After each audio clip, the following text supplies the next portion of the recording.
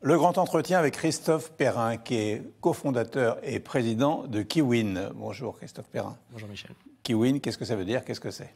Qu'est-ce que ça veut dire? C'est une bonne question. Kiwin, c'est la clé gagnante, la solution gagnante pour pouvoir accompagner nos clients dans la mise en place de stratégies de communication digitale les plus performantes et les plus efficaces possibles.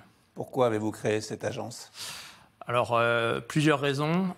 Originellement, l'agence avait pour mission d'accompagner les acteurs principaux de la revitalisation des centres-villes, donc les commerces et les services de proximité.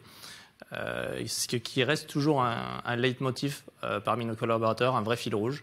Toutefois, les services et les outils qu'on a pu développer tout au long de cette aventure que nous avons lancée il y a 10 ans maintenant nous ont permis de toucher une cible plus large maintenant.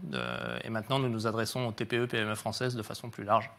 Donc c'était vraiment initialement pour aider les acteurs majeurs de la revitalisation des centres-villes à se doter d'outils de communication digitaux pour leur permettre d'améliorer leur efficacité et faire de la toile vraiment un vrai canal d'acquisition client. De quel constat êtes-vous parti?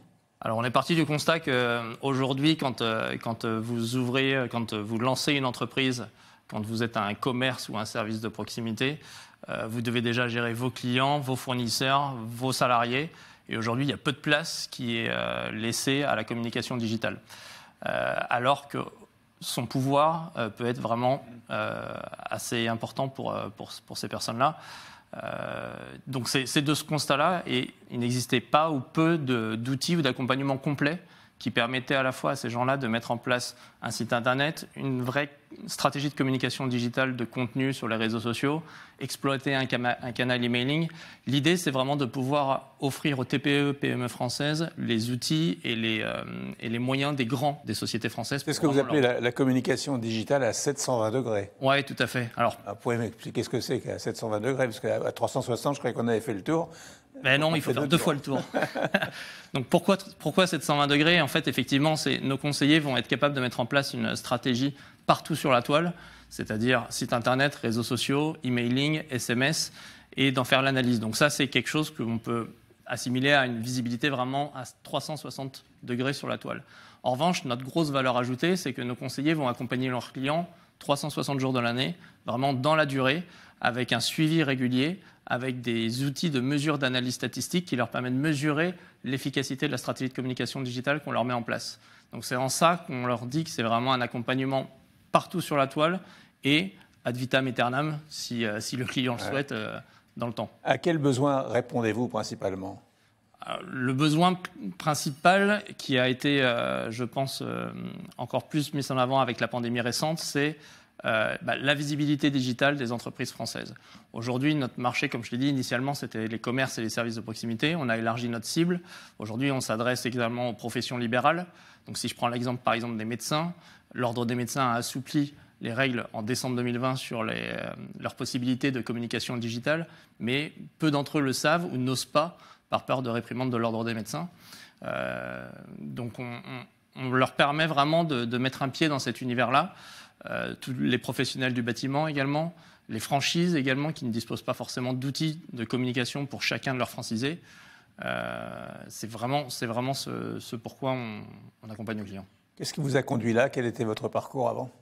Alors, j'avais un parcours qui n'était pas dans la communication. J'ai un parcours dans le monde de la compétition. Mes 2 associés ont en revanche des profils très techniques, et depuis le jour 0 de la création de l'entreprise, nous avons décidé de développer notre propre outil pour pouvoir augmenter l'efficacité par rapport aux agences de communication digitale classiques. Donc depuis le jour 0 de l'entreprise, et c'est en ça que notre agence est relativement innovante, puisqu'on met à disposition de nos clients et de notre réseau de conseillers des outils qui leur permettent de faire toutes ces actions de façon plus efficace et plus intéressante pour nos clients. Comment définissez-vous la mission de Kiwin? La mission de Kiwin, sa mission, c'est vraiment en mettant l'humain au cœur des problématiques auxquelles on essaye de répondre, que ce soit l'humain par le client ou l'humain par le conseiller qu'on accompagne, c'est vraiment de pouvoir faire en sorte d'exploiter le canal digital à des fins d'amélioration et de pérennisation des TPE-PME françaises. Aujourd'hui, la pandémie récente nous a montré que malheureusement trop peu de nos entreprises utilisaient ce canal-là, alors que si elles avaient fait les actions en amont de la pandémie, il y a fort à parier que bon nombre de disparitions n'auraient pas forcément eu lieu. Alors on va voir les chiffres de votre entreprise avec Virginie Mas et on se retrouve juste après. Fondée en 2013 par 3 associés, dont l'un est votre invité Michel, Kiwin collabore aujourd'hui avec 45 personnes. Cette agence de communication possède une particularité. Elle offre un accompagnement auprès de ses clients à 720 degrés grâce à une visibilité sur la toile à 360 degrés pendant 360 jours par an. Depuis sa création, Kiwin a accompagné 1500 clients. Aujourd'hui, Kiwin travaille avec 40 conseillers de proximité. L'objectif est d'atteindre les 500 conseillers de proximité dans leur équipe d'ici 3 ans. Enfin, Kiwin enregistre une croissance du chiffre d'affaires de 125% en 2022 par rapport à 2021 à la même période. Donc vous avez 1500 clients. On a accompagné 1500 clients. Accompagné 1500 clients, ouais. Et une croissance phénoménale, 125%. Oui, c'est vrai que je pense que la pandémie a accéléré cette prise de conscience majeure au sein des TPE-PME françaises qui nous a permis effectivement d'avoir une très belle croissance entre 2021 et 2022 et on table sur une croissance équivalente pour 2023. Quel type de solutions digitales avez-vous développé ? Alors, on développe notre propre solution qui permettent, par exemple, à nos conseillers, via une interface d'administration unique, de gérer et le site internet de nos clients et de pouvoir diffuser du contenu sur tous les réseaux sociaux en un seul clic, également par email, également par SMS, et d'agréger automatiquement au même endroit, sur des mêmes interfaces, l'ensemble des contenus statistiques qui permettent d'optimiser la stratégie de communication mise en place par nos conseillers. Alors vous avez démarré à 3 fondateurs avec des profils complémentaires. Tout à fait. Aujourd'hui, vous êtes combien ? Aujourd'hui, on est 45 avec un réseau de conseillers indépendants de 40 personnes réparties sur tout le territoire français. Votre expertise repose sur la compétence des gens qui travaillent avec vous, évidemment. Tout à fait. Et vous recrutez facilement ?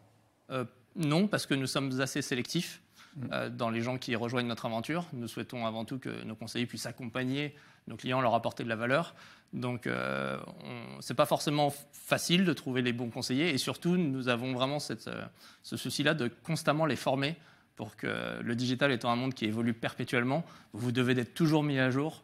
Et je pense que la formation est un des points clés de la réussite d'une aventure pareille. Qui sont vos clients ? Alors, nous avons 2 types principaux de clients. Donc, comme je le disais, les TPE, PME françaises. Donc, on peut parler bien évidemment des commerces, des services de proximité, également des professions libérales telles que les notaires, les médecins, les avocats, les professionnels du bâtiment également. Et à côté de ça, nous avons également une deuxième cible qui sont constituées des franchises ou des personnes qui ont des sociétés multipoints de vente.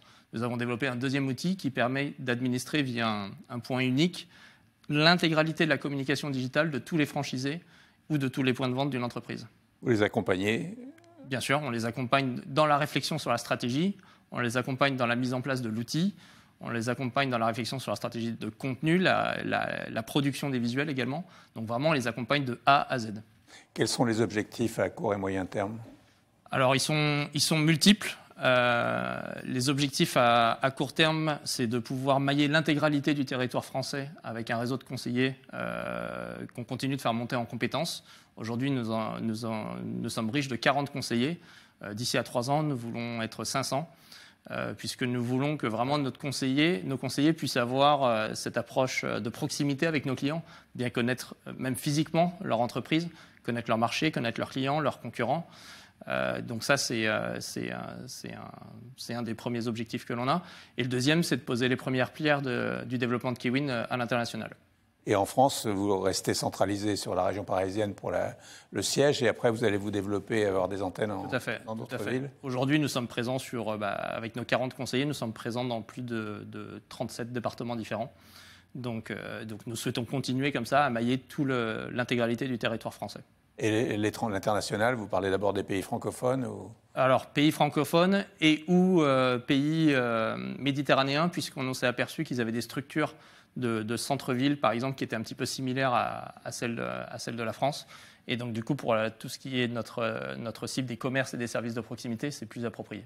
Vous n'avez pas de limite, en fait ? Non, ce modèle-là a cette vertu-là qui n'a pas de limite, tout à fait. Donc, pays francophone, certes, mais il n'y a pas de raison de s'arrêter en si bon chemin. Merci beaucoup. Je vous en prie.